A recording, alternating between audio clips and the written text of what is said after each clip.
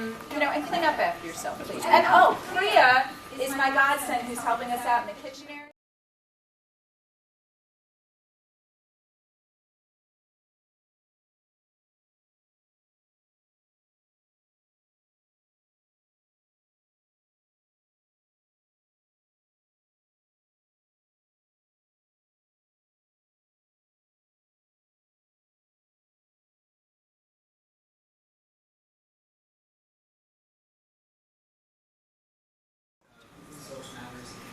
Great to be able to virtually be here with you guys today. I wish I could be there back. I was thinking, I remember that in 2007,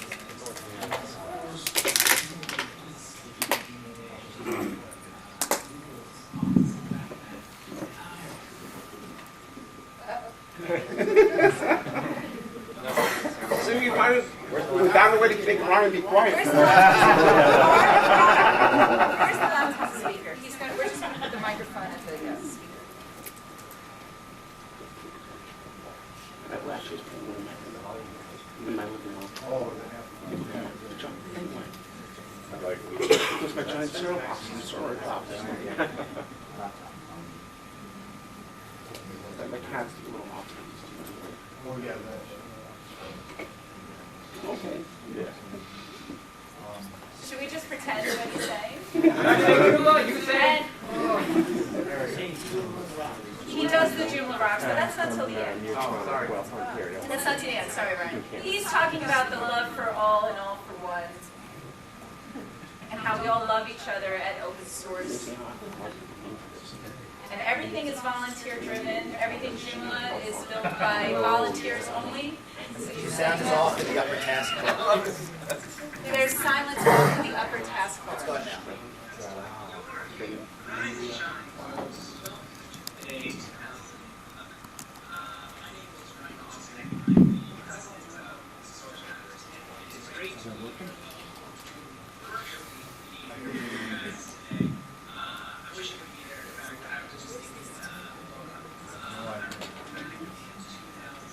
That's a pull on the map, so that's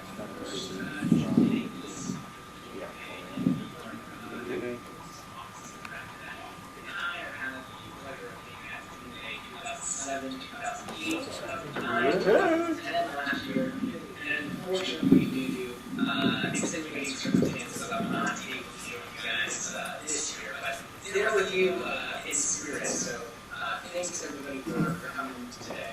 I just wanted to share a few minutes of some thoughts and ideas that I had with the community there in New York, and really connect with you guys on three key areas.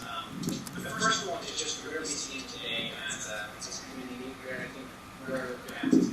Second, where I think we're going together as a community. There are some new things on the horizon.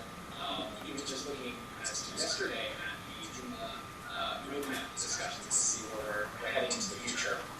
And then finally, thinking about how you can help us out, how you folks in the community, how folks that are developers or contributors of content or designers or implementers, all of us can be working together to make the community even better. But first, again, I just want to say thank you to Laura, Scott, and to everybody else that's helped put together Joomla New York this year. Great to see that happening. Again, my apologies that I can't be there today. But definitely looking forward to imparting some few thoughts for you guys here. So first, just thinking about where we stand as a community. This Joomla community is massive. You may have heard the stats. Joomla powers over 2.7% of the web today. And that's a massive, massive number. And we continue to see pickup in Joomla around the world. We're seeing growth in our extensions directory. That's the place where you can find add-ons for Joomla. You can add on maybe forums, image galleries, all sorts of goodness there. There's more than 8,000 extensions in the Joomla extensions directory. And that doesn't even count all of the extensions that people might not put up in the extensions directory. There's, I think, 10,000 plus in just the Joomla code repository itself. So it's great to see that continuing to grow. There's over 130 new extensions added to the extensions directory every month, and that has to do a lot with great contributors in the community, as well as our extension directory leaders and members that go through those and do the best they can to keep that up and running as volunteers. Nobody's getting paid to do this hard work, and so it's great to see that happening with volunteer time. Not only do we see extensions and new development happening on our extension tool, we're also seeing great and continued growth in discussions about Joomla. So looking at the Joomla forum and seeing what people are posting there, I think we're more than 2.5 million posts on the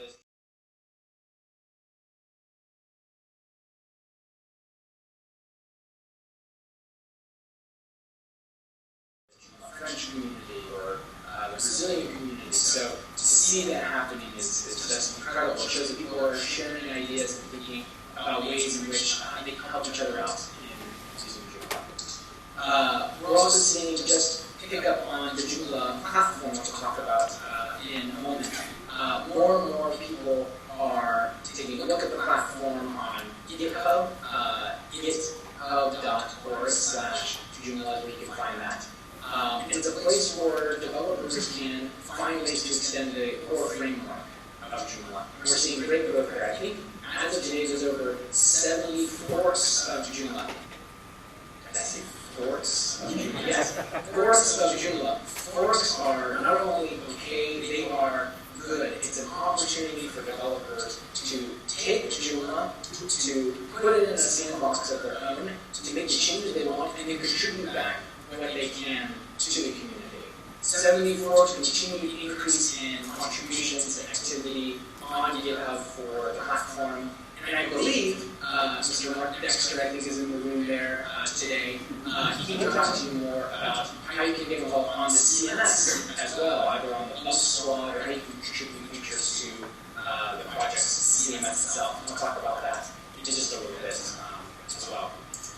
So, one of the things I've been seeing a lot of discussions about on the web these days is that I'm hearing other open source communities kind of not fighting against each other, but definitely maybe smack talking back and forth between each other about whose project is better, whose project has more websites on it.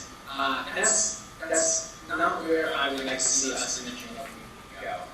If you're contributing in the Joomla community, if you want to help the community be better, stronger, and to help more organizations and companies, let's focus on what we're doing as a community to make that happen. Let's not focus on the other content management systems, the other open source platforms.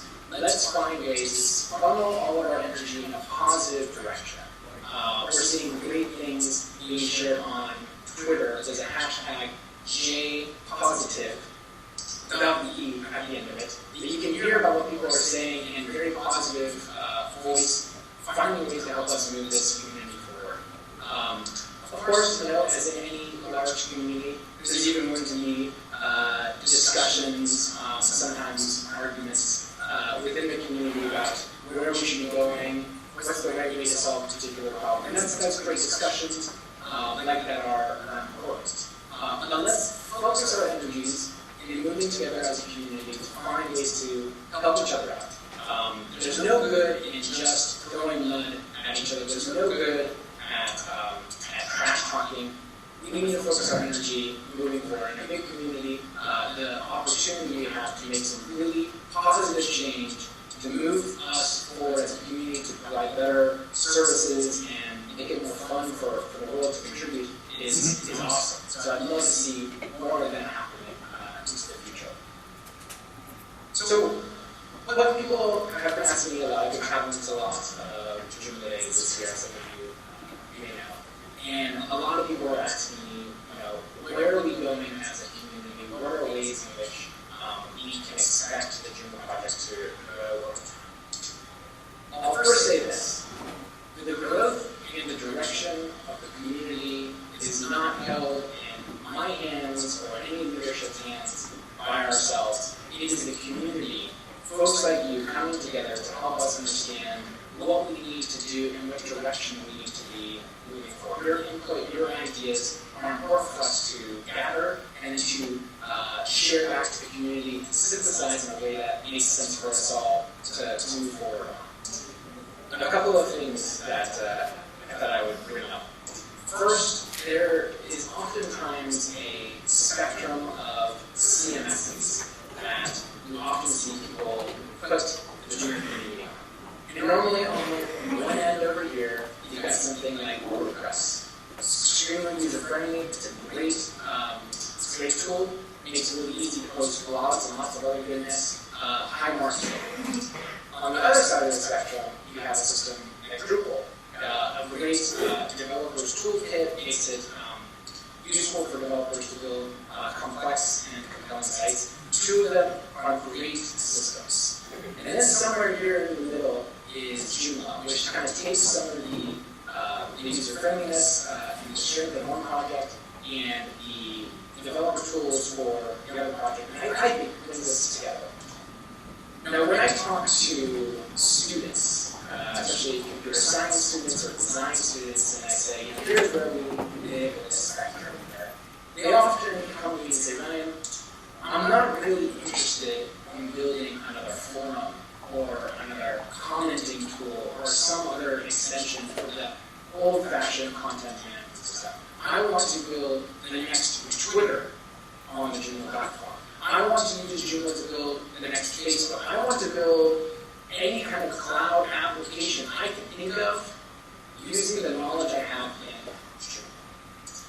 To do that, we need to elevate ourselves off of this CMS spectrum and be more focused on what can we do to empower our developers to do more, to build apps that are more social, to build more apps that are more global, international focused. We have a terrific translation team. We have contributors around the world that have passions that can bring not only their language and background in localized content, but also just their wonderful ideas and design to make it even better. And finally, we also need to find ways to get this information into the cloud. Yes, I know it's a buzzword, but the idea that software as a service and platform as a service is now the way things are happening today. You look at companies like Salesforce or even Microsoft and seeing where they're going, Google and others. It's all moving to the cloud, making it easier for the average person to contribute their ideas and publish their content online. Joomla has done this exceedingly well, better than I think almost any other CMS or web publishing platform out there. Now, if there's a way that we can make it easy for folks to take all the goodness that is Joomla and make it more social, more global, more cloud-based, I think we're going to find some amazing new ideas coming in the near future. So I'm talking about this thing called the Joomla platform, right? And I know that some folks are going to have some time to learn today about what that is. And others, you're coming in here and you're just learning about Joomla for the first time. The Joomla content management system has been something that has been around for at least 6 years. And before that, its predecessor Joomla had been around for about 4 or 5 years. It has a long tradition of providing great content publishing on the web. What we're doing now is we are seeing that the content management system is really just an application that lives on top of a framework. The framework is the developer tools necessary to build awesome applications. So if you think about it in kind of layperson's terms, the framework or the platform is like the operating system for your application, and then the content management system rests on top of it. So if that's true, if we can make it so that we can just build an amazing platform that allows developers to build anything they want, well, maybe we'll do something pretty interesting here. What if instead of just building content management systems, we could be building mobile apps, we could be building ticketing services, e-commerce systems, shopping carts, all sorts of things that really have nothing to do with publishing content, writing blogs, writing forums. Maybe it's just something completely different. Maybe it's something like an app for a mobile phone, and it's running on the Joomla platform. I think within the next 2 years, we're going to see a rise in the use of the Joomla platform to build apps well beyond the content management system, well beyond the basics of blogging, well beyond just content publishing. To do that, we need a community that can continue to help contribute and move forward on making the platform even stronger. So please today, if you're interested in doing these sorts of things, talk to Martin Dexter and Ethan Branning. Both of them are very so I know a lot about both the platform as well as the content management system application. I also talked to Andy Tarr, who led the roadmap discussion yesterday, and can provide you more information about where you can help out it and what's more that's happening. One other thought that I've got for you guys, I know that we're moving into discussions for the new version of Joomla, for the Joomla 3.x series. Lots of ways for people to get involved, and I know that folks are here today and they might not have a strong idea as to where can I contribute, where can I help out and be part of this. A couple of things to think about. One, if you have an idea, if you look in there and say, gosh, you know, my customers, my organization could really use X in Joomla, contribute that idea to ideas.joomla.org. At ideas.joomla.org, not only can you contribute to ideas, but you can also vote on other ideas, you can comment on other ideas, and be part of a discussion. Second, let us know about bugs that you find in the Joomla platform and in the CMS. So if you're using the Joomla CMS and you see, gosh, this doesn't seem to be working as I expected, all you need to do is head over to the bug tracker on the joomlacode.org, submit your bug post, and people can go in there, see that there's a bug, and contribute their thoughts as to how to fix it. Now, for developers in the room, why don't you help us in taking the next step forward and saying, you know, I see all these bug reports and I see these ideas that people have. How can I? Well, on the new ideas side, you can do two things. One, you can bring your own ideas to the discussion lists. You can be part of the discussion to say, you know, what can we be doing together as a community to solve content publishing challenges or to solve commissioning challenges? How do we make something like the ACL even easier for folks to use? You can do that on either the CMS mailing list for developers or the Joomla platform discussion for developers, depending on what kinds of discussions you're looking at.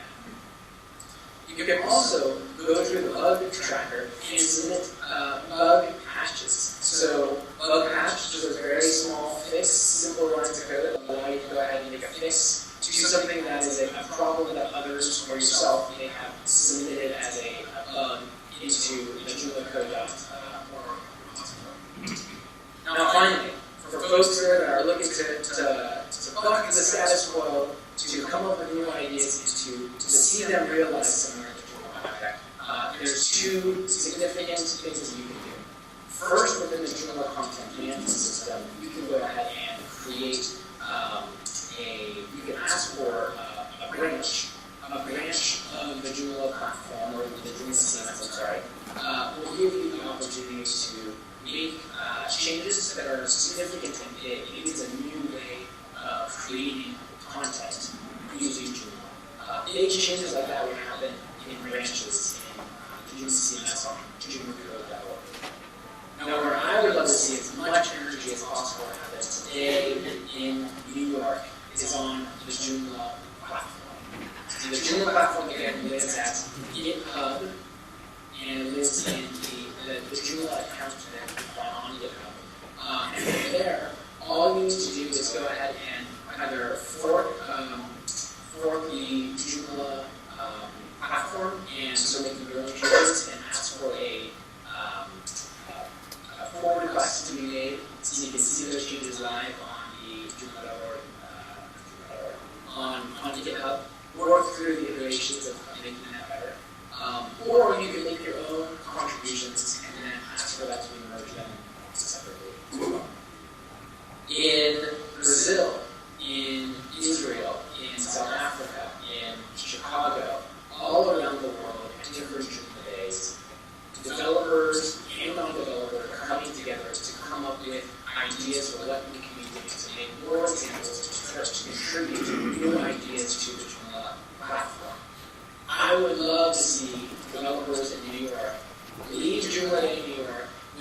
at least one Joomla platform app. Now, what's a Joomla platform app? Well, I'll give you a couple of examples. The Joomla platform can do a lot of things. And one of the things that it can do that's unique for just CMS is that you can build apps that you can engage with just using a command line interface, so using Joomla. An example of what we did in Chicago, and in South Africa, and in Brazil is posting content from someone Excuse me, Ryan, excuse me. We have a Joomla day to get to, so I'm pausing you, because I can. Okay.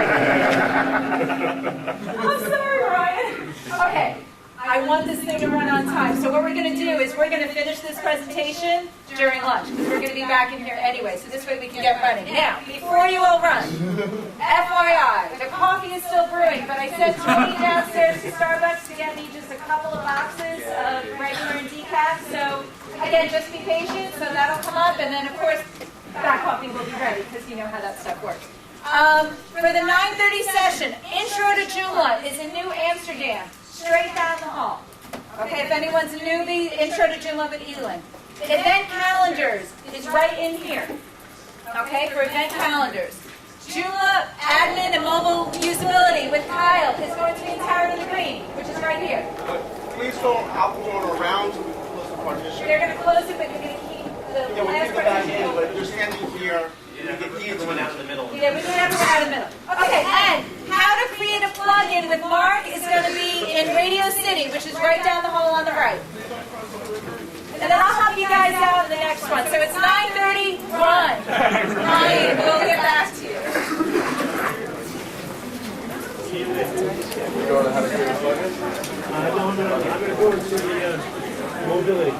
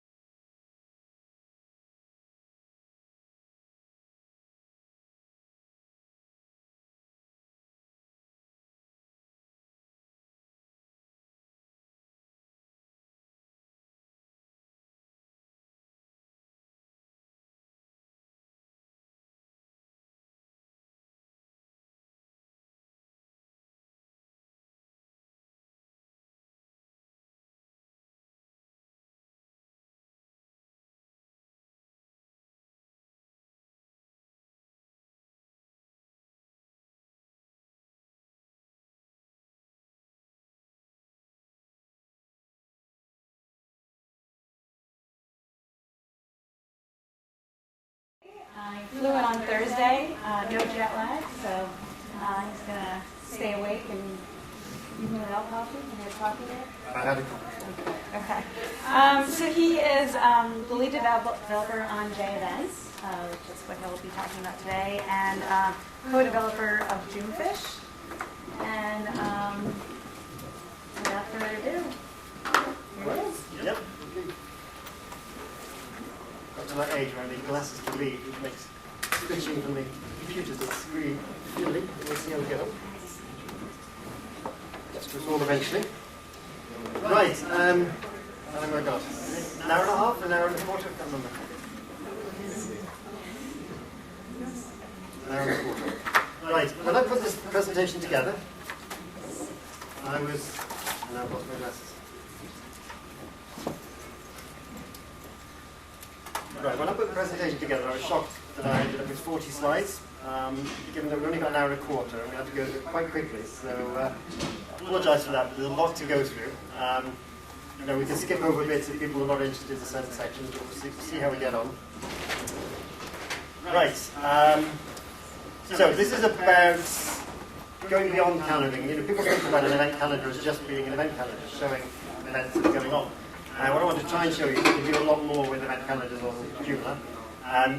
Today I'm talking about JEvents primarily. You can do the same sort of things with other calendars in Joomla, although you probably would have to do a lot more coding yourself because they don't have the add-ons which are available in JEvents. So I'll go through a little bit of history and introduction myself. I'll try and do a quick demo of the JEvents core calendar. Probably have to keep that reasonably brief. I'll then go through quickly through the list of add-ons available for JEvents, and that's a very long list, so I'll have to go through that again quite quickly. And then hopefully we can get to the usage examples where I go through different sorts of sites and how they've used different combinations of add-ons and how they've basically tarted it all up and made it look something quite different to achieve results which sometimes I never expected could be anything to do with an event calendar. So sometimes people surprise me as well. So my name is Geraint Edwards. I'm from Wales, in the UK. And if you read Spanish, you'll see I'm not English as well. I'm the developer of JEvents and co-developer of Joomfish, and I've been working with Joomla since 2005. And we live in the middle of nowhere in North Wales, but thanks to broadband, I can do that, it's no problem. And by now I work pretty much full-time with JEvents.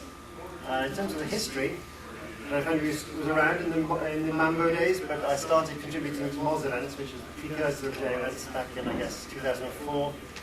And then into Joomla 1.0, took over the project, and there was a lot of work required. I don't know if people remember the move from Joomla 1.0 to 1.5. There was a huge amount of work to convert components and everything, changing the whole setup.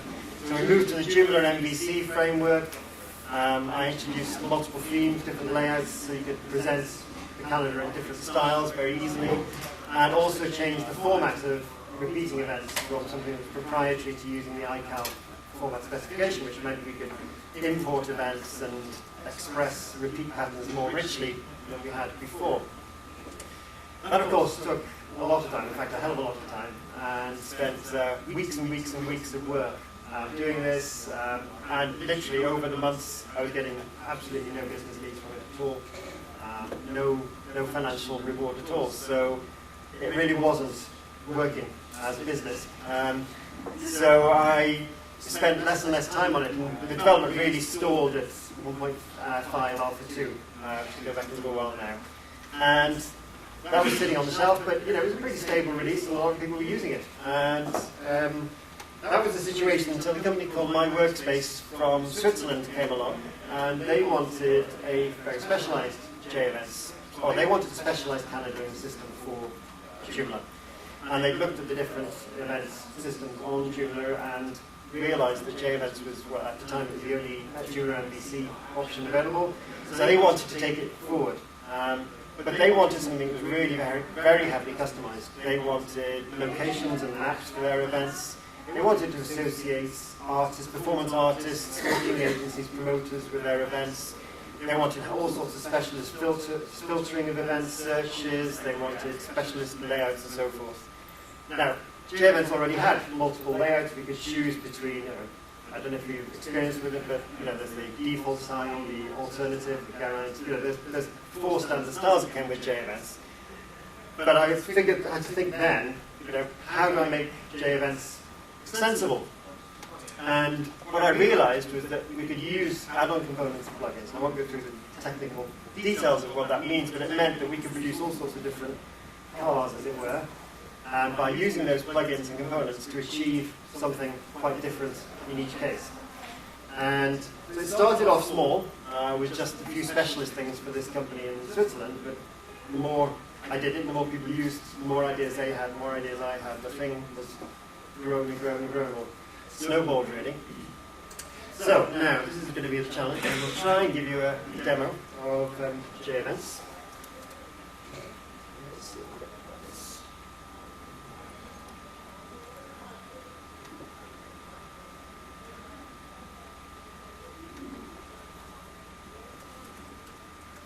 To be safe, I'm going to use a site that's running on my own laptop, so we're not subject to. Oops, hang on.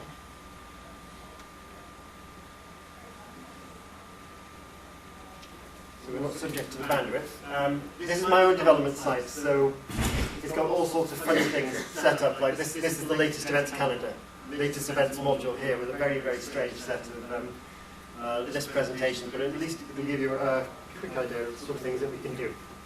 So, I'm just going to make sure I'm logged in.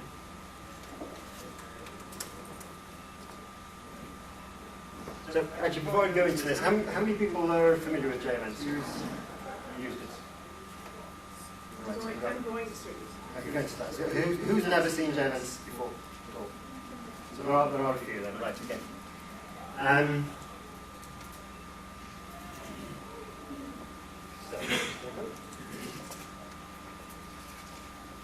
So we haven't got that big a screen, so we'll see. So this is, yes, not really big enough, is it?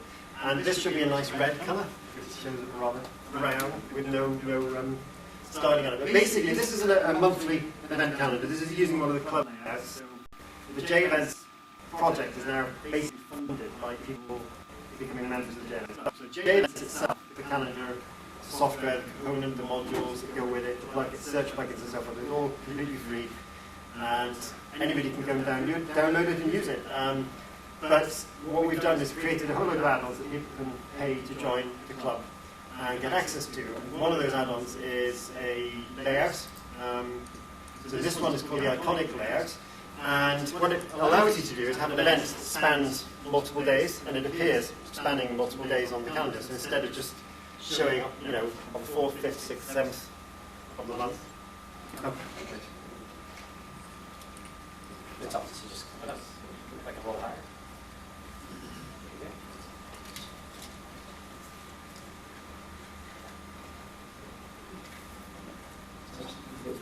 you hear me okay now? Yes. Perfect.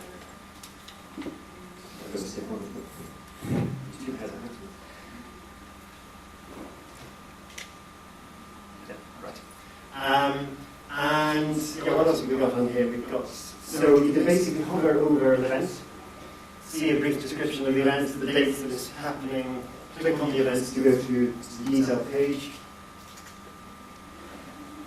and see. Again, I've got all sorts of things running on this one. Just to give you an idea, this event, I've got a whole series of custom fields here with various links. I've got something that's not yet been released. You can have a planner, so individual people joining into a members of your site can click on events and actually add them to their own planners. They can actually see, I'm interested in these events, and they just show a list of events that are in their planner. So they've got text fields, text area fields, Boolean, radio list field. This one's an updatable notes field. We'll come out onto that later. We can basically, as the event creator, write things about this event and just keep a track. So if you're planning the event going forward and you want to see what the status of it, you can just make notes yourself in the events. And regular people wouldn't see that in the event. What else have we got? I guess event notifications. We'll come to that a bit later. So on the side here, we've got the events filter. So again, this is picking up on my development side a whole load of add-ons. So you can basically search for events by text, by category. These are custom field types, so there's a select list, a multiple select list. You can search for events by dates, tags, events in particular calendars, events that involve a particular person, and so forth. So if I can now find out how to edit. I don't know how to edit.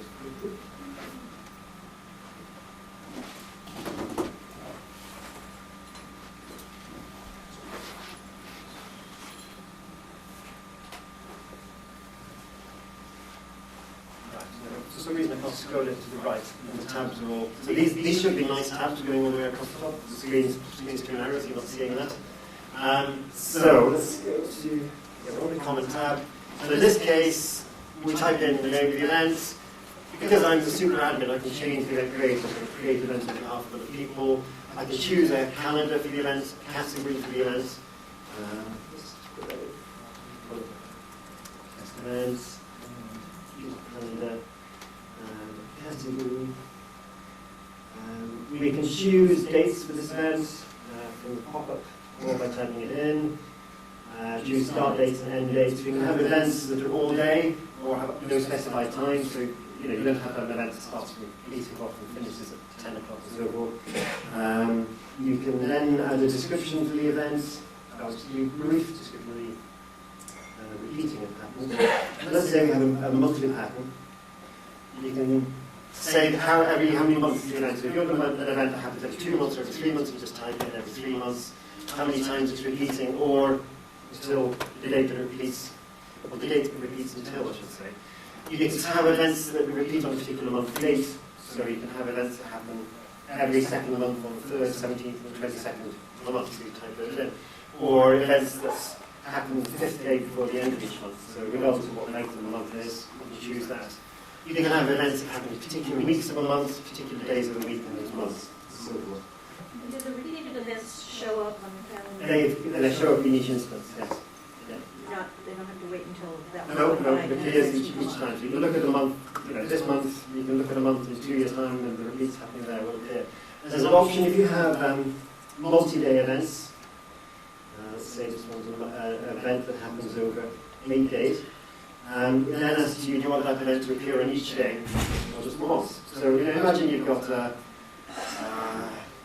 you're an art centre, and you've got a display in the lobby of art by a particular artist. You might want that to appear on the calendar on the date it is. We don't want it to appear every single day that's happening, so you can basically choose not to have that particular show. So let's give you a quick idea what that can do. So we would then just save the event, it would then appear on the calendar. Yes, so we then ended up, this is a day view of events instead of a monthly view of events. So we can see here we've got an event happening at 8 o'clock, and another event starting at 8 o'clock. Again, it's a slightly odd layout because it's my development machine, sorry, but the time happens, the title, who's created it, which categories appeared in. The good thing is, though, that you can change how that appears and make it something completely different. So I'll give you a very quick example of how that works.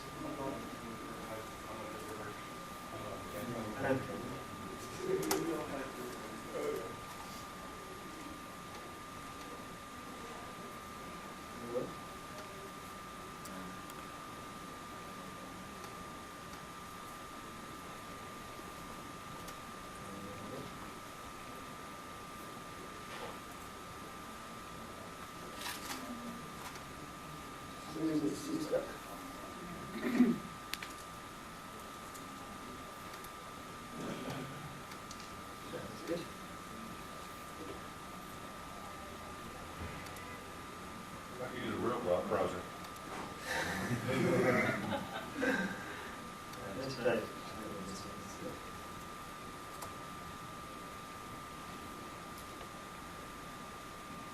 I think I know because I had one window in full. That happened to me on my Mac here yesterday. There's Right. some connection with the way the projector is doing something. All right, error loading feed data, so we're not logged in. Basically, this is the back end. And we have, as well as all the standard things to manage the events, the calendars, the categories, and so forth, we have what we call layout defaults. What these allow us to do is to customize pretty extensively how the event and the layout is going to appear. So we can click on the event detail page.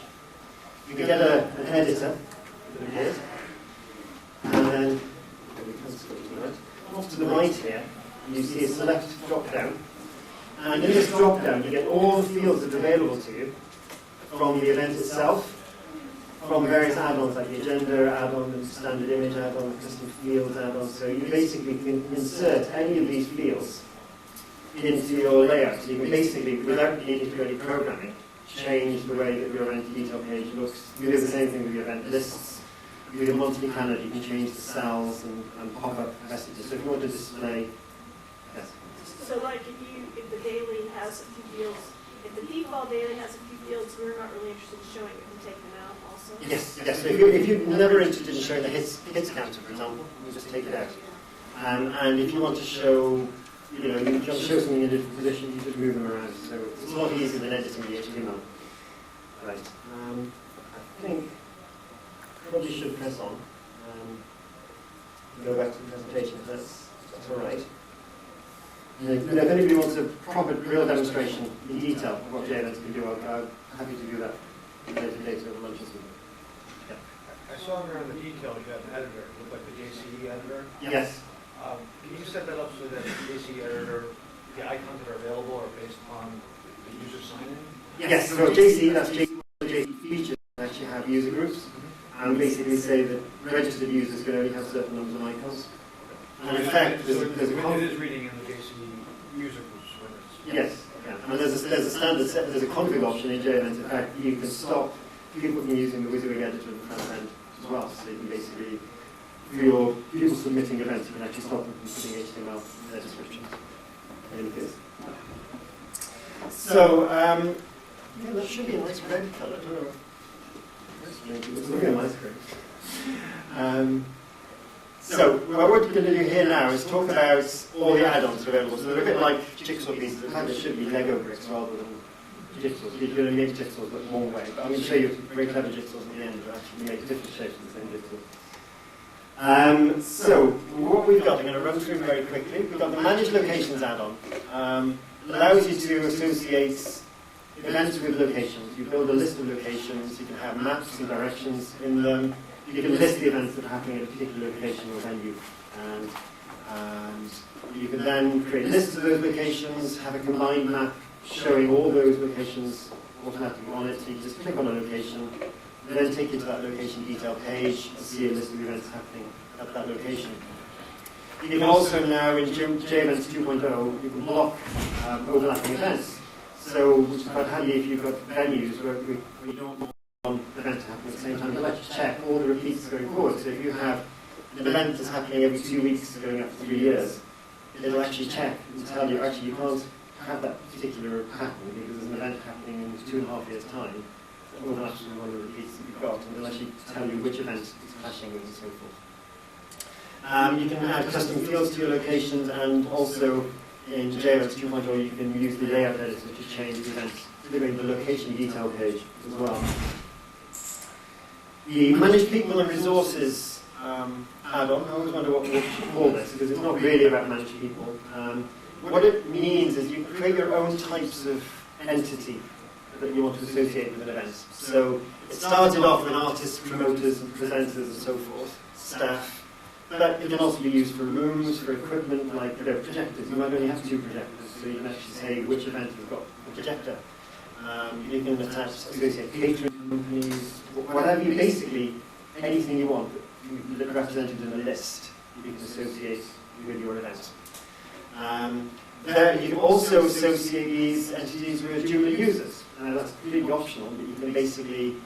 A number of churches, for example, use this system for recording who's going to be making the coffee and who's going to be meeting and greeting people coming in and so forth. So they basically associate members of the church with these managed people, and then they can just associate them with the events and basically see who's going to be doing what on each of your events. Again, we can associate custom fields, we can include maps, images into them. And we can also filter and list the events by these people as well, and also show them in their job social profiles. So there are people who've organised conferences have the job social pages or the manage people pages show profiles of their speakers, and they get a nice list of all the presentations that these people are presenting is associated with these people's profile at the bottom as well. Custom fields, there's a huge number of custom fields available. Text fields, checkboxes, radio boxes, select lists, multiple select lists, images, files, the list just goes on and on and on. And the good thing is that it's actually very easy to develop a new custom field. So I was talking to Scott yesterday, and he was showing me something that he developed, which basically allowed him to associate a series of images with an event. And he'd gone off, we hadn't asked in the forum about how to do this, he'd gone off and paid somebody to write this little special plugin to do it. I don't know how much he paid for it, but I said to him, well, you could have taken the list custom fields, and it would have been like 3 lines of code change to create a new custom field type, and then you've got what you're looking for. So if you ever need a new custom field type, don't go off and pay somebody huge amounts of money to develop it. Just ask in the forum, and it's highly likely that it'll be very easy to create a specialized custom field for it. We can have access restrictions on these, so these custom fields are only visible to certain types of users. We can have required field checking, so the field has to be filled in when you're creating the event. And again, we can add filters for searching for events, for filtering menus, so you can basically, you could say, I only want events where this custom field has a particular value, and then they will show up in your menu of events.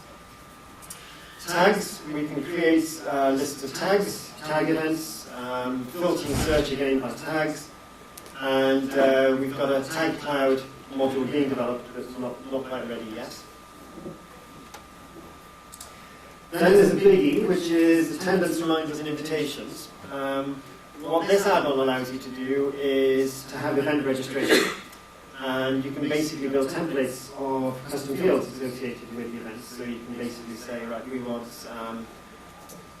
to know people's dietary requirements, we want to know which station they're travelling into, whether they need parking. Basically you can create all sorts of questions that you want to do. There's a drag and drop WYSIWYG type system for creating those fields. Yeah.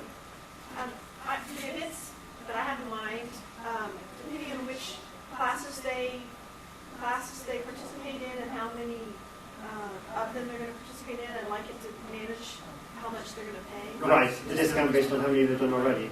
At the moment we've got coupons, discount coupons.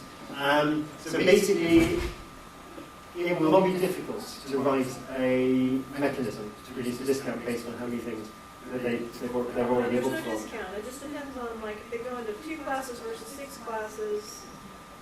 It's a horseshoe. Oh, yeah, well, it depends. If you've got them represented as separate events, then you need to price them up based on how many they've booked. If you basically say how many events do you want, how many classes do you want to attend, 1, 2, 3, or 4, then you can have differential pricing embedded in the events. So they can check the actual event, whatever price for that event. Yeah, and it will count up how many they've got and give them a price accordingly. You can do that very easily.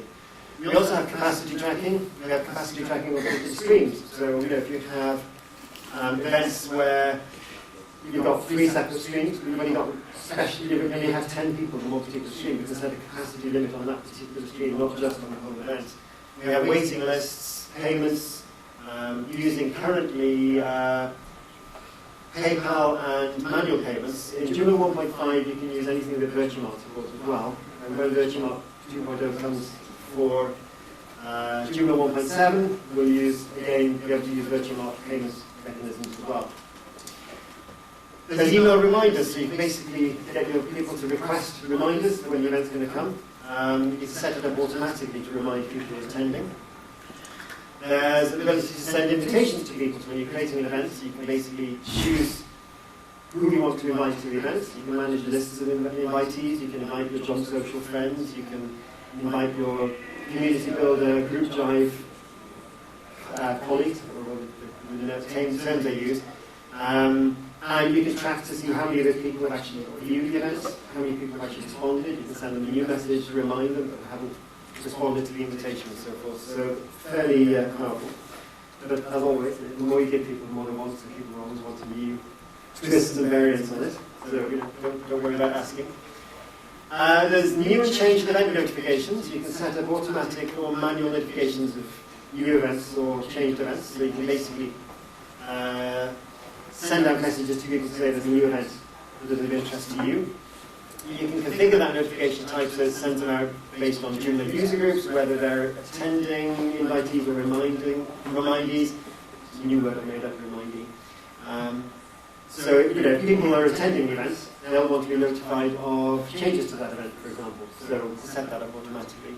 You can also set up a module where your visitors can sign up for categories they're interested in. So say you've got 10 event categories, people can say, right, tell me when the new events occur in these 3 categories.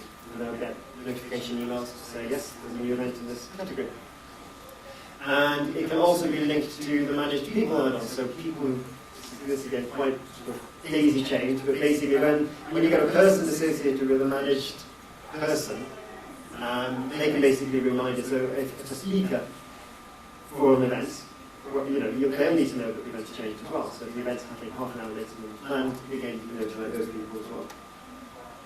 Standardized images and files. Now, obviously, with the event description as in articles, you can use the editor to upload an image and attach it into an event.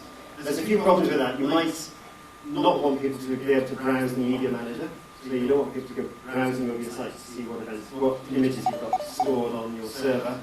Also, you would have no control over where they put that image. So basically, what we're doing with this add-on is providing a mechanism to provide a standardized image. We'll upload it, resize it, create a thumbnail, and then using the layout editor, which I'll give you a very quick show of earlier on, you basically say, right, I want an image in this top corner, I want the text to appear around it, and then I want a second image in the bottom, and then I want the file with the PDF to the driving direction and so forth to appear at the bottom. And when people are creating the events, they can upload that image, they can't see anything that anybody else has uploaded, so it's all controlled in that way. And yes, and also, if you've got this add-on installed, you can then get it automatically available in the custom fields as well, so you can then change to say which groups of users can actually upload images and who can actually see those images. It gets, basically, it's very, very flexible. Agenda and minutes is basically a mechanism to link and upload Joomla articles to events. You can imagine the sort of organisation that has to do this in the first place. They have committee meetings, they want to be able to upload the agenda to the site and then have a link to the minutes that would appear after the event has happened. And then they'd also want to link back from the article into the event. It doesn't have to be agenda and minutes, it can be any article on your site. And it basically allows you to link maybe a full description of the event to a brief description of the event. So the full description that's in the article is linked from the short description of the event, if that makes sense. Custom layouts. We use the Joomla MVC with extra add-ons. So if you know anything about coding of the MVC, there's a slightly different directory structure. But what it means is that we can layer in completely new layouts into JEvents without any difficulty. So there's 4 that comes with JEvents, and there's 3 separate ones that are available to club members, and there are 4 or 5 different colour options for those as well, and it's not difficult. If your site doesn't fit one of those colour schemes, you can just use some very basic graphics. You can actually then just change those colour schemes and create something that really suits your site. And then combine that with the layout editing, and you have a very flexible tool for making your event calendar look just like you want. Commenting. We support Facebook comments now as a new feature. I didn't even know that Facebook comments could be integrated into anything until last week, so that was, again, that was very quick and easy to do. So if you have new ideas of things you want to implement, often they're very easy to do, piggybacking on something that's there already. We have plugins for Joomla commenting components, but unfortunately only for Joomla 1.5, because there isn't really, from what I can make out, a really popular Joomla 1.7 commenting add-on available at the moment. Does anybody know of one that's really used commenting that tools for Joomla? No? So when one comes out, if if the groundswell of movement comes for one of the commenting add-ons, then we'll be able to support it. At the moment, there isn't really a good one for Joomla 1.7. Newsletter plugins. Do you use newsletters on your sites? ACY Mailing and JNews, we have newsletter plugins for them.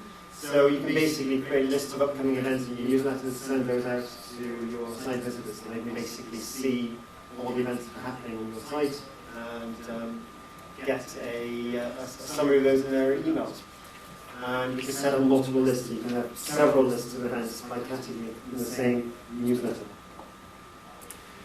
This is something fairly new. If you use K2 or EasyBlog, SoBe2, you've now got a new add-on which basically allows you to link the CCK entries with your events. So you can basically now have your SoBe2 directory and associate that with events. And you can also, for some of these, use content plugins which will then list the events back. So it becomes like a two-way relationship. So you can have your directory, you can, using SoBe2, get your list of entries and see which events are happening with those. So I know there's some sites. So. Does that mean that you have an event that's sponsored by somebody from your SoBe2 directory, link SoBe2 directory listing? Into the event, to show all the events at that entry, yes. Yeah. So in fact, that's what some people do. They have listings of restaurants and bars and so forth, and people pay to have their listings. And then they would appear in the list of events happening at those SoBe2 locations. Social networking integration. JomSocial has its own event system, but that's not the same sort of event system as JEvents. What it does mean, though, is you can synchronize your JomSocial events into your event calendar. We can pull those into JEvents. We can, in their JomSocial or their community builder profile, show which events they've created or which events they're going to be attending. You can invite friends, group members to events, as I touched on before.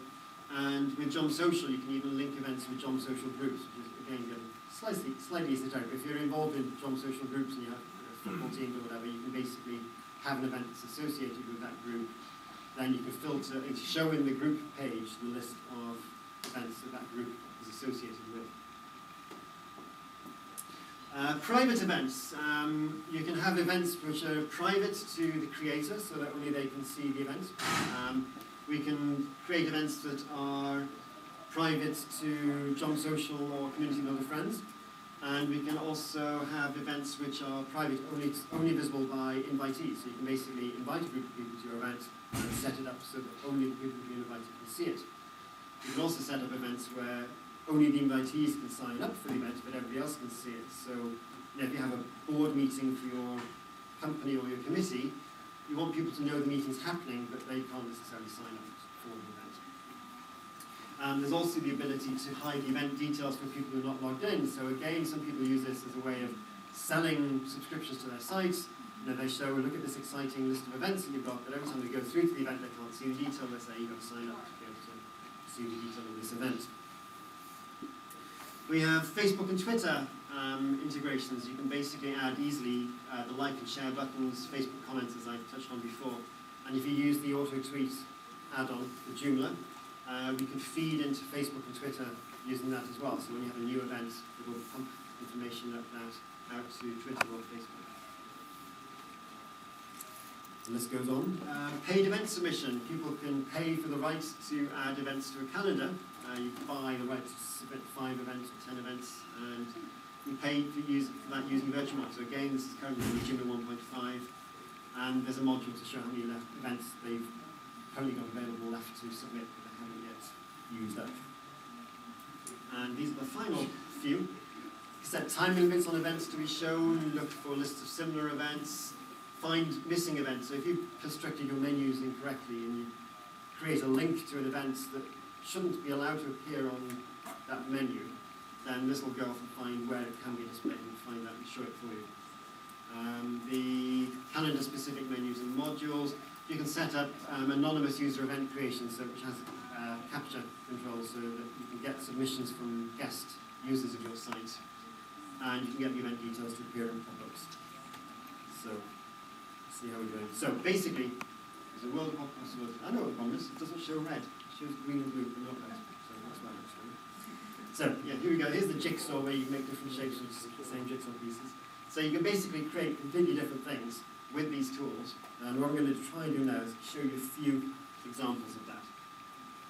So this is Anzeige Bern, which is an organisation in Switzerland which, in this situation, they're looking for a site that listed the events happening in that particular county. And they wanted to have a list of categories, so they could easily click on that and see which events are happening in that category. They wanted to be able to search on, I don't remember my German, but basically on either the title, the description, or the artist, and on the location of the event. Mini calendar, so they can jump to any particular days. And then also, people can put in the postcode or the address and find events happening in that, in the US situation, in a particular zip code. You can basically find all the events happening in the zip code. Featured events, newest events, the actual events that they have, and again here using a customized layout, they can basically have a standardized image, a brief description of the events, the date that's happening, where it's happening, and so forth. Here's again more from Germany. Again, this is a nice red template from Göttingen in Germany. And again, here they're using the iconic layout so they get the nice dates and then a bit of information, standardized image, summary of what's going to be performed. So they're basically a classical music site. And when they show their lists of events of a particular date, again, the date, the type of concert, which is this is a concert as opposed to a cabaret, where it's happening, picture of whoever's doing it, links to their ticketing. They have an external ticketing site, but we basically easily create a link that goes through to that, so forth. STL Sprout, St. Louis Sprout and About, which is a site targeted at families with young children in St. Louis. They basically have a lot of events. They have like 60 or 70 events every day. So basically, you can't show those on a monthly calendar. It would take forever to load. It's just not feasible. So we've disabled the monthly calendar completely, so they can only show it by week to day, searching for those. And you get a long list of events, the link where it's happening, the category. They have a lot of lists of events. In this case, featured events. So these are events where the editors mark this event as being a featured event, so they're actually charging people extra money for posting events that are featured. We're working on a new version of this now, which is going to actually the list will always have the featured events first, and then the non-featured events afterwards. So the people who pay for featured events will always have their events shown first. And this is what I wanted to show in this. This is the filter module, which has been styled up quite nicely. You can search on the event by text, so that's searching on the event title and description. They can choose a start and an end date for their range. They can find events within a particular distance of the zip code. So if they want all the events within 10 miles of a particular zip code, they can do that. So they've got categories for the events there. They have a custom field, which is age groups.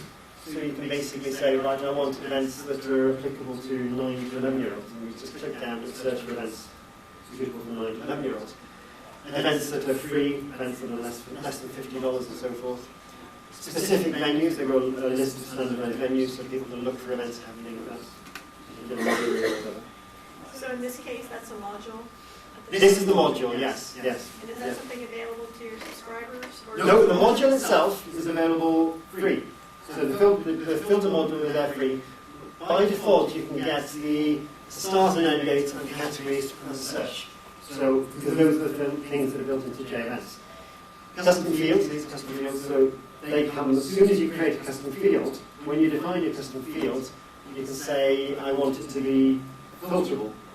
And then as soon as you put a little flag to say this field is filterable, it then becomes available and automatically appears in your filter module.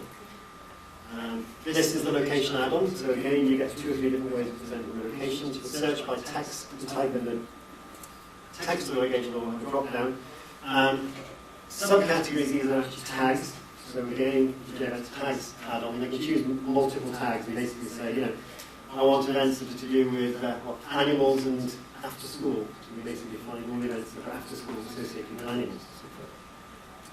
And they styled this up. It's not, all they've done is had the elements floating to the, in CSS. It's just floated left so it fits inside the box and so forth.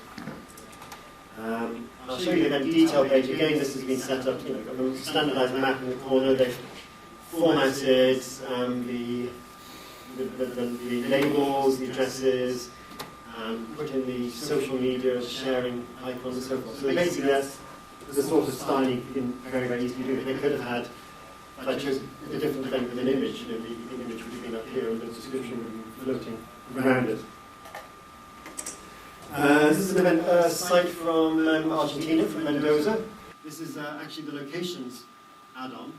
So they've got a list of location categories, so the types of locations, so cafes, bars, theatres and so forth. And you can basically click on this, it will produce a list of locations of a particular type, and then you can say, right, the Auditorio del Parque, whatever, click on that, and then you can see description of that location and all the events that are happening at that location. So this is a particular example of one. In fact, there's an image there I had to cut out to show you as a map at the bottom as well. But basically, they can customize the layout of that to their heart's content. This is an interesting one as well. This is the Danish diving club. And I don't know if anybody does any scuba diving, but they go off diving for wrecks around the Danish coast. And they guard the location of these wrecks very zealously because it's quite valuable information to know where these wrecks are. So basically, only club members can see where the location of the wreck is. So non-club members can see when the dive is happening, where they're leaving off in the boat, but not the GPS coordinates of where the dive actually is. So that's something that they use there. They get people to sign up for the dive. People have to pay for their insurance for the trip and so forth, and they can basically organise that themselves. I don't manage to get this in. This one is the one that surprised me about what they could do with J-Events, so I'd be interested to see what you think. This is an outdoor pursuit centre in the south of England, in the New Forest, and they basically do a lot of corporate outdoor training. And you think, oh yes, corporate outdoor training or an outdoor pursuit centre, they're going to have an event calendar, that's fine. But that's not what they use it for. They use it internally, they don't have it on the calendar, you just have it internally, just for themselves. And what they do is they use it to manage the workflow for the event preparation. So they manage the proposal from proposal all the way through to execution. So they have, somebody phones up and say, we want an event happening on the 23rd of March next year. Somebody will enter it into the system. The event never gets shown to the public, just internally to them. They've got a long, long list of standardized custom fields. So they've got quite a few different standard managed people. They've got clients, specialist staff with all their qualifications and experience and so forth. So they basically say, we need a high ropes expert, or we need somebody who's specialised in children with learning difficulties, or whatever they need. They can basically search through those people, filter on them, find the right one, associate them with the event. Catering companies, because they use external caterers, specialist equipment that they're going to need. They're going to need the high ropes course, so they're going to need some other specialist equipment. So they have all those there. A long, long list of standardized custom fields, so charges, requirements, communication history. They keep a log of all conversations that have been happening with the client within the event. So they use the updatable notes field I was talking about. So they log into the event and they say, right, initial, as they're on the phone, initial communication from so-and-so, and they have a status field on it, and who made that update. So basically, it starts off as proposed, and then it goes to approved, then it goes to awaiting payment. Basically, so they have comments on a running basis, they have the status of the events going through. So basically, it's not a full project management system. I never argue that's what it is, but it shows, if you're creative, what you can do with this sort of tool. Some other examples. There's a lot of school districts that use this sort of calendaring system, the sort of things that they would use as managed locations to the different school buildings, the halls and so forth. You use that as manage people, they book committee meetings, some of them use ticketing for concerts and so forth. notifications actually, so new events happening in school districts. Quite a few fraternities use this sort of thing. They use newsletters, manage people, track the attendance of people coming to events, and show those lists publicly to their members, so that people can see who else is going to be going to the events, so they can be, I'm going to go because so-and-so's going, or I'm not going because so-and-so's going. Social networking, it invites a lot of heavy usage of invites and reminders, and notifications. Another sort of organisation which I think is very interesting, there's a lot of online gaming groups. I don't know if anybody's into World of Warfare or these sort of massive community things. So there's lots of guilds and things use event calendaring to manage their events happening in their guilds. Finders or what? Oh yes, what? I have one. Public libraries. Where are my librarians? Raise your hand. Thank you. Public libraries love day events, so thank you. Good. Just had to make it a piece. Okay, go. Company staff management. This is an interesting one. There's an oil company in Texas. There's a security company in Minnesota or somewhere that manages, the guards that go around the housing estates. They need 2 people on duty at all times. So people just sign up and say, I want to be one of those 2 people. It shows on the list of events who signed up to be doing those events. They manage their vacation planners using this as well. So it can be used for all sorts of strange things like that. Yes, sorry, question? Perhaps I missed this, but for day events, can we sell different levels of ticketing for events for people that want VIP access versus? Yes. Yep. You can basically define different ticket types, and then have different prices associated with them. And you can also set limits on those particular ones. So if you have Class A seats, Class B seats, Class C seats, then you can charge a different amount and limit the number that can be sold. We have experimented with a seat planner, so people can pick their seats. But since every theatre or every hall is different, it becomes, you actually need. It's not something that people can just rattle off themselves. They need quite a bit of expertise to do that. But we have got ticketing, where you can define your special tickets, and we've got now the proof of concept of barcodes in that, so people can basically scan the barcode in and it can confirm that the ticket is valid and actually mark it as having attended. Pardon? Is that what the QR code is though? Is that mean what? A QR code? Sorry, what's a QR code or what? Where? Oh, I've not done that yet. I haven't got. I'm sure it can be done. Yes. Yeah. Yeah, the one I was playing with in the earlier version was early bird payments. Someone books before a certain time and it's $20 cheaper. Yes.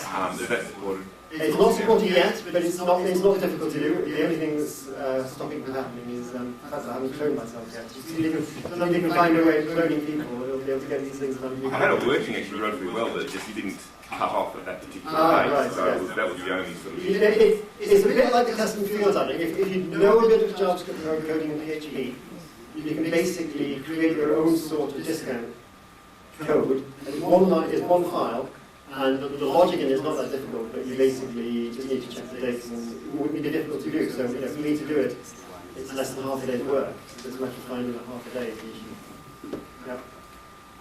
Multiple day events. You said there was a choice between spanning the range of the days Yes. and showing around every category. I've tried that in the Joomla core, and it doesn't seem to work for me. Is it dependent on the layout? Yes. The spanning only works in the club layouts. Okay, like the iconic layout? Yeah, it should work in the iconic layout, yes. Yes. So no, you don't have the option for the iconic layout. You can show it on the first day while spanning. You can't have it showing on each. It wouldn't be as a separate entity on each day. But there's a default layout. In the default layout, it would appear once on each day, Right. or the alternative, or the EXT layout. Okay. Let's jump on top of that. We have events sometimes where it'll be a 2 or 3 day course, then maybe a week later or 2 weeks later or 1 day refresh and get back together. Right. Is there a way to, there wasn't a way to sort of show that as a 3 day block and then that other one's linked to it Right. as 1 day? Just 2 questions there, I think. Irregular release. We are planning a way of being able to pick and choose the dates. So if you have an event that happens on all sorts of weird date sequences, we're going to have a way where you can basically just go in and say, well, the event's happening then, and then choose the dates. At the moment, what you have to do is create a set of standardized repeats, go in and change. So you say, well, weekly is roughly right. You go in and change to a specific date, to a specific week, and then it will create your irregular pattern. If you want an event that happens for 2 days and then 1 day, you can't do that. But what you can do is there's another add-on which I can say about, which is the related events add-on. And you can get that to link by either the title of the events or tags. And basically it will go in and it will find it'll show within the event description a list of the events that match the rule that you've given it. And basically, so you look at the first one, it will give you a link to the second one, so you can basically just click through to the refresh straight away.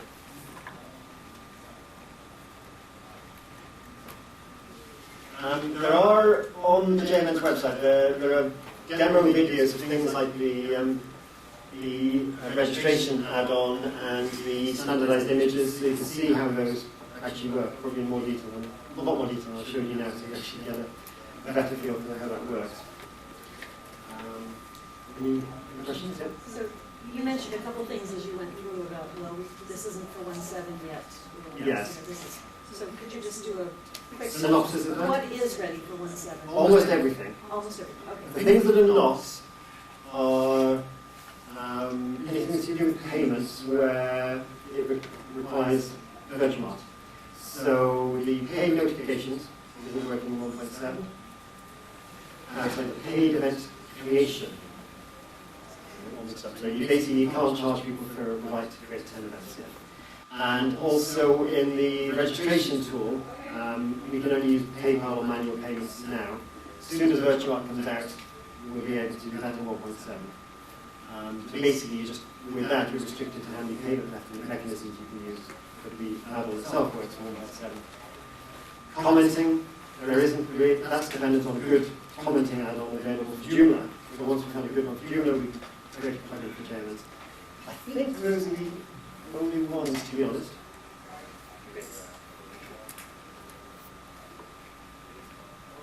Any other? Yeah. Is there a way of showing upcoming events? Is there a way of showing past events? Yes. The latest events module, you basically have a list of events now. Let's see if we've done the right ones now. You can show the events happening in this coming month, coming week. You can then say X number of days into the future, X number of days into the future, or the past. There's also a flag to say only show the events in the future, only show the events in the past. You can also show the most recently created events. And the one thing about the past events is that I think would be listed in the order that they're listed. So it wouldn't be going in reverse date order. That's the one thing that might be. You probably want those in the most recent. Happen in one reverse date. We might need to tweak that. Yeah, from memory I can't remember which order it is. I have a question about bandwidth and Google Bots. Yes. We have, I think what we're using right now is JCal Pro, and we just have terrible. Yeah. And I've been disformed, and the problem is resolved. It's not about them. So do you have a way? Yes, there's several ways. In fact, it's Satan's situation. The Bing is far worse offended than Google in terms of hitting sites. What we do, in JMNs, you've got a config option to stop indexing and following. So there's a no index, no follow setting you can place. And what you would do is you would set it up so that you only allow indexing on the event detail pages. But you set it up so that they can't index and they shouldn't follow links from monthly calendar lists, yearly calendar lists, and so forth. So the idea is that if they ever get to those pages, that they should be forgetting about them. So then the question is, how do you get them to the event detail pages? On your list of events blocked. What you do is you create what's called a crawler menu item. It's a specialized menu item, which you then put into your sitemap. And this crawler list is allowed to be indexed. And it appears without any modules on the site. It's not designed for people to see. So this page is no index, but follow is allowed. So the idea is from your sitemap, the crawler goes through your site, finds the sitemap, goes off to the crawler menu, gets a long list of events, doesn't show on the search engine, doesn't show the list of events, because that's not designed for people to read, but it does have all the links to the individual links. It goes through to those, so, oh, I'm allowed to index these, or index the event detail pages. So that's one thing, that's doable already. Is that explained somewhere on your website? There's a long article about improving performance on JEvents, but that's an article available to club members. I am. So, yes, it'll be in the tips and tricks section. The other thing that I'm going to be doing going forward, coming into JEvents, the next version of JEvents, I've had lots of thoughts about this on the flight coming over from the UK, is to basically reduce the numbers of permutations. So at the moment you can end up with similar pages with different URLs, and there are really probably quite a bit of redundancy in there. So we're going to set it up to try and reduce those searches. So even if the crawler is ignoring your suggestion, you shouldn't be looking at this page, it actually won't be able to find it because that page is not there anymore because it's not really relevant. And then the other thing we're going to put in is an option to redirect search engines that have eventually got to the page you still don't want them to get to, probably back to the crawler menu. So if if you get Bing, because what happens with Bing is that even though you've told it not to index, it's still to not index and not follow from the page, it still goes regularly to that page to see if you changed your mind, am I allowed to index it now? Now, whereas Google doesn't do that, Google's much better about, if you told it not to index and not to follow this page, Google tends to not go back to that page very often. And Bing seems to be going to too often and too frequently as well, so there's some sites being hammered by that quite badly. So what we're going to do is basically set it up so that if a search engine hits these pages, they get redirected to the crawler menu with the appropriate redirection code, so that they shouldn't go back to that page, so they should know they should always go to the crawler menu. So we're going to hopefully make it even better than it was.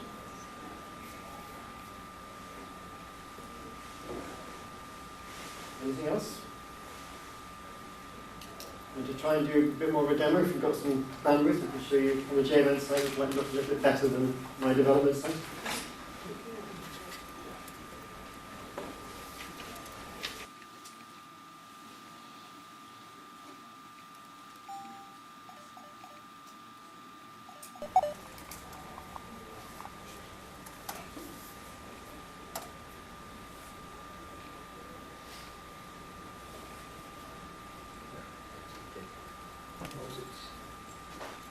We've got USMS guest, isn't it? And then E, capital E9, yeah, A, lower E, A, yeah, X, yeah, E, yeah, 4, 8. 4.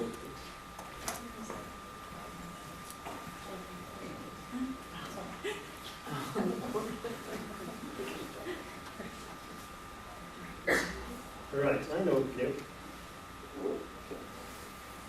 It looks fairly big, isn't it? Zoom out again.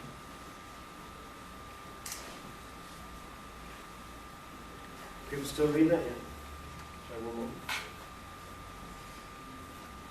Right, here we go. So, log in.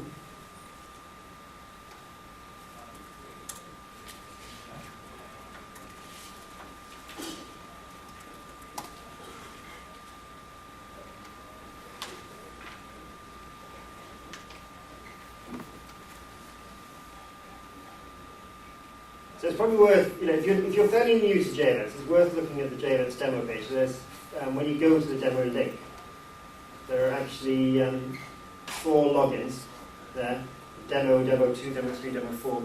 And you can log in as any of those, and you get the rights to create events on the site. They'll stay on the site for a day, they'll disappear after a day, but it basically allows you to do that. And then you also have here the ability to see the different layouts. So this is the X Plus layout in blue. It doesn't allow you to change the colours, we haven't got that facility in there, but you can basically say, right, I want to see what the alternative layout looks like. Select that. And you see how the calendar looks with completely different layouts, and you can go back and say, right, let's try the iconic. The iconic is actually very similar in many ways to the X Plus layout. can see actually some of this in better detail. We're going to the events at the zoo. So this is a menu item that's been created, it's been filtered to only show the events at a particular zoo. So we see the date the events are happening, the pictures associated with the events, and a bit of a description about them there. What else have we got? We've got my private events. So this is a menu item which has been set up to only show events that I've created. Well, there aren't any, so that doesn't show. Events at the opera, what have I got there? Yeah, so this is a monthly now showing the events happening at a particular opera location. I had a question on that. Yeah. Some of the way we would sort it out, there might only be like 1 or 2 events a month, and then 3 or 4 months with nothing, and then more events. Right. There is a way to jump to a month, isn't there? Yes, not yes. At the moment I've got, in particular, some layouts here you get a jump to month button. Again, something I'm working on for the next version is an option you can choose which of these buttons will appear. Oh, that'd be awesome. So basically you'll have a set of 7 buttons that you can choose and say only show these 2 or these 4 buttons. And one would be a jump to month, and it would, you click on it, it would go straight to that particular month. This is a silly question, but where do you log in? I think I had a hard time figuring that one out. And on the demo site, Yes. up in the corner here where it says, there, do you see the mouse? It's up at the top? Up at the Okay. top, yeah, All right. sorry, yeah. So what else we got? Date range.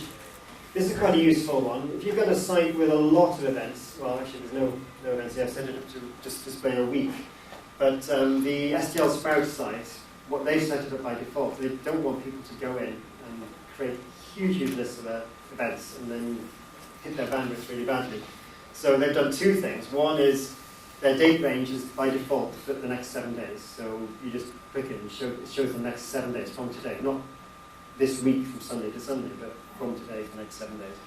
And you know where you get the list, in Joomla you get a list of things. It says, show me 5, show me 10, show me 20. We set it up so they're not allowed to choose all either, because all list might be 1,000 events, so you don't want people to be able to do that either. What else have we got? Yeah, and the major events there, that's just priority events that people are creating. Since we've got a bit of internet here, I'll show you the back end.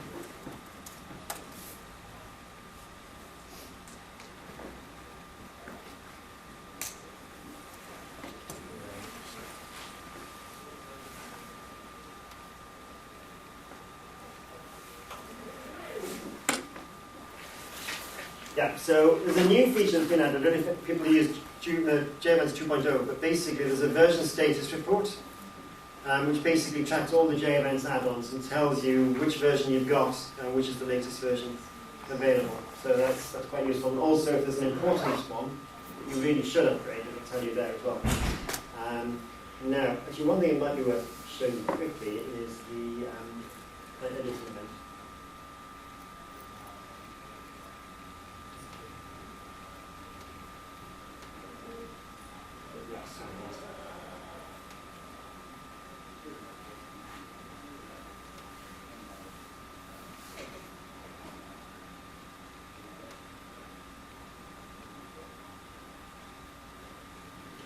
Right, if I create a new event, I'll show you a little bit about how you create an event with an attendance registration, so you can see a little bit of that. So how are we doing on time, by the way? Where have we got? Another 5 minutes? 5 minutes, okay, good.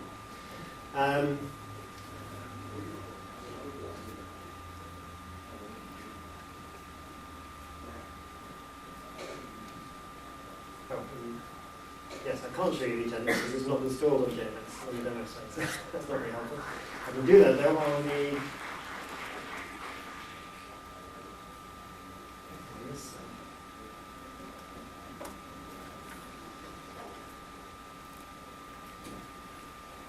So I'm still not.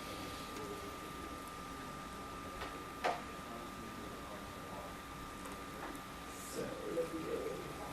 Let's create an event.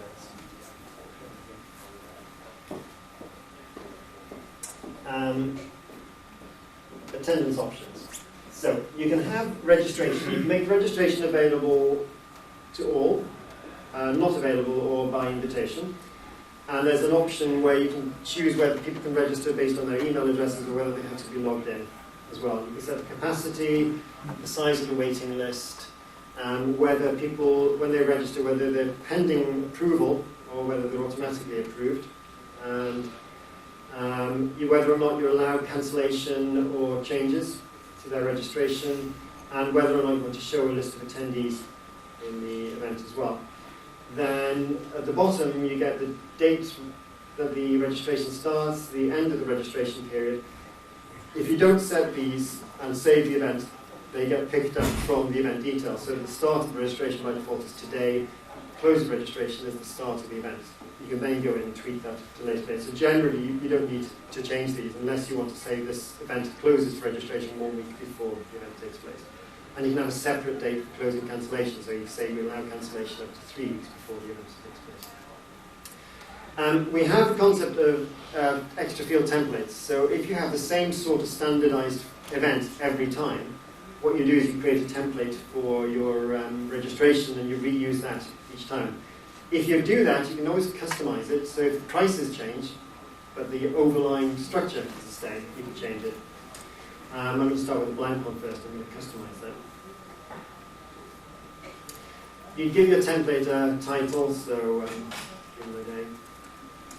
And whether or not you have fees, whether or not you have tickets. If you have tickets, a new section arises where you define your tickets and fees there as well. The template fields, we can choose different field types. Here we have a Boolean, calendar, community builder avatar, community builder field, an editable community builder field, checkbox instructions, select glossary. There's a long list of these.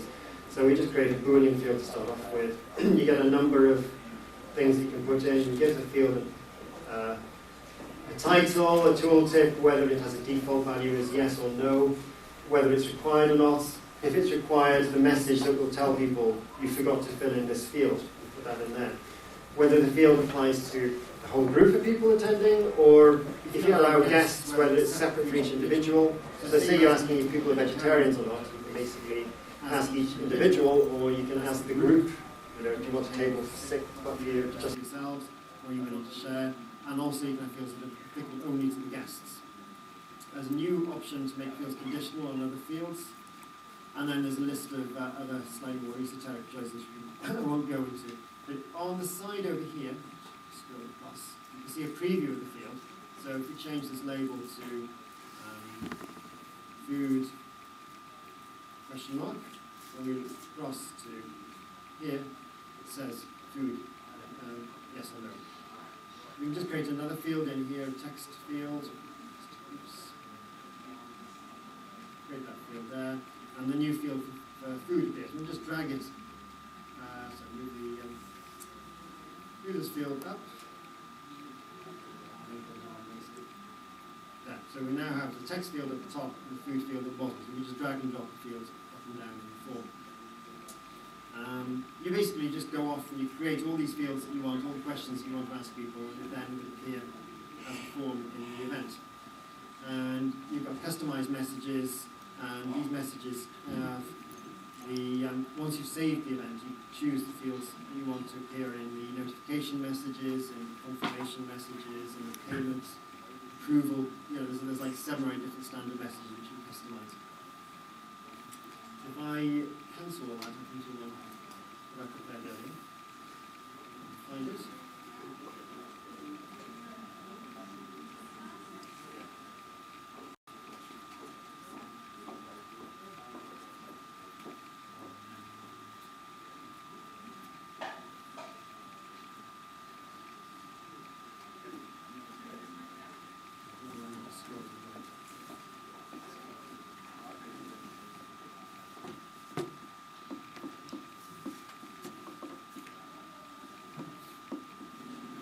Registration. So here, attend this event. Well, registrations for this event have closed, so that's not a good option.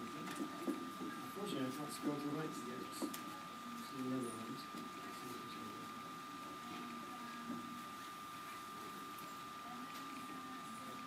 Yeah, this one's a really, really simple one. It's just got a simple text field. Fred. Want to attend this event? Yes. Click on the button to submit it. And it tries to send an email, which will take seconds for it to realize it can't send an email. The relay is being denied in this interview. And now we get a message, you confirm you'll attend this event, update the registration form below. We get a list of the attendees, because I'm the event creator, I see the list of attendees there, and I can just cancel myself from there. There's also a list of upcoming sessions that you can look at. So this is because I'm the event creator, I see this from a management point of view.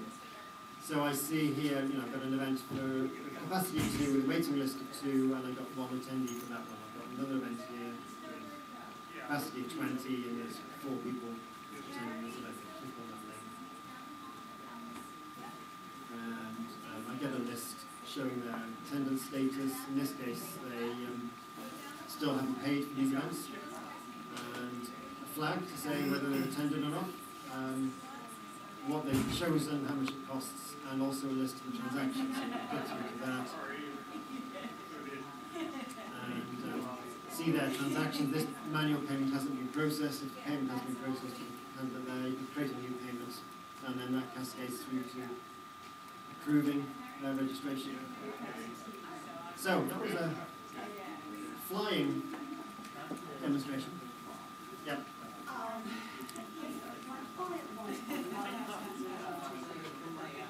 Yeah. How difficult is it to create a new layout? Like say I use the iconic layout As a base, as a base. I want to create new everything. Yeah. How difficult is it? Well, you need a bit of some basic PHP coding, not really very advanced, because if you're basing it on something you've got already, all the library code's there for fetching your lists of events. So if you're looking at a monthly layout, you could easily change that into a list view instead of calendar view. And what you do is you take one of the layouts, copy the directories, rename the directories, and that's all you have to do. Then there's a couple of class files, class names you have to change, so the name of the class is consistent with the file name. It's very, very simple just to change that, so you then create a custom layout. So like the Swiss site I showed you, they have a custom layout. The Sprout, Sprout have a custom layout, but I think the Sprout one was based on X+. The Swiss one was completely separate. So it's actually, if you know some basic HTML and PHP, it's really good. Time out. Okay. If you want more questions, come and ask me. Thank you.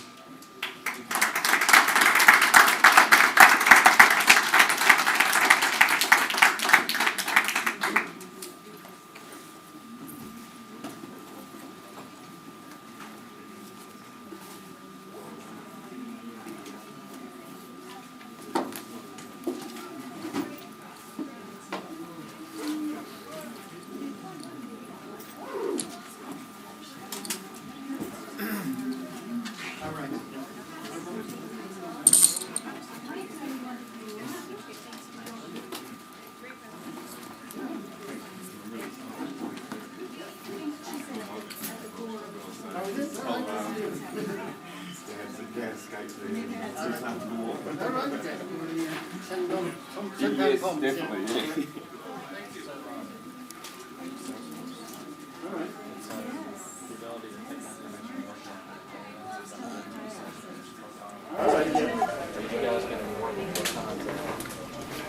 Is there an API? If there's an API, then it should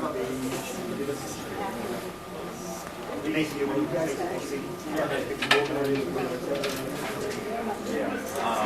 basically, their payment is what they can send. The other thing is, on our website, we use JSS, but we also use any benefit to use. It seemed to interconnect because it asked me when I'm sending to register if I want to link to my JSS. So I said, But is there any benefit? Yeah, that's what I was. Because it seems like a lot of the functionality is used to register.